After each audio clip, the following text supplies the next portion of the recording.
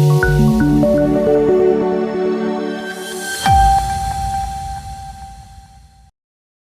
દર્શક મિત્રો, ગરવી ગુજરાત ન્યૂઝમાં આપનું સ્વાગત છે।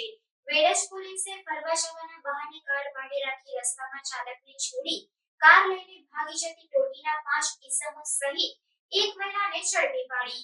જંબુસરના ઉચ્છદ ગામના ઇસમની ઇકો કાર કેનાલ રોડ પરથી ગત 25મી મેના રોજ 6 વ્યક્તિઓએ પાવાગઢ જવાની વર્દી આપી હતી। ત્યારબાદ આરોપીઓ પૂર્વ આયોજિત કાવતરું રચી ઉચ્છદ ગામ નર્મદા કેનાલ રોડ ઉપર ફરિયાદી પેશાબ કરવા ઉતરેલો ત્યારે આરોપીઓ ફરિયાદીની ઇકો ગાડી લઈ ભાગી ગયા હતા।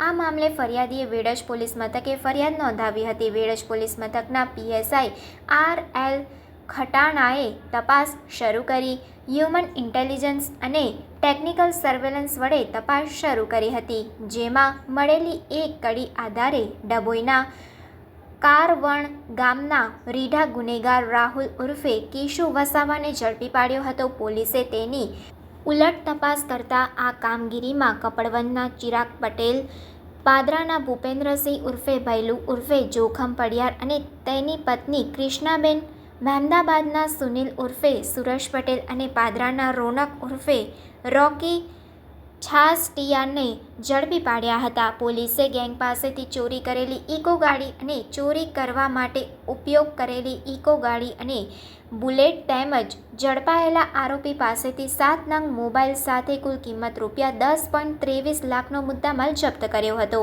આ ગુનાના મુખ્ય આરોપી રાહુલ ઉર્ફે કિશુ વસાવા વિરુદ્ધ અગાઉ પણ ચોરી, મારામારી સહિત 10થી વધુ ગુના નોંધાઈ ચૂક્યા છે, જ્યારે અન્ય એક આરોપી ચિરાગ પટેલ વિરુદ્ધ પણ જુગાર અને અન્ય એક ગુનો દાખલ હોવાનું સામે આવ્યું છે।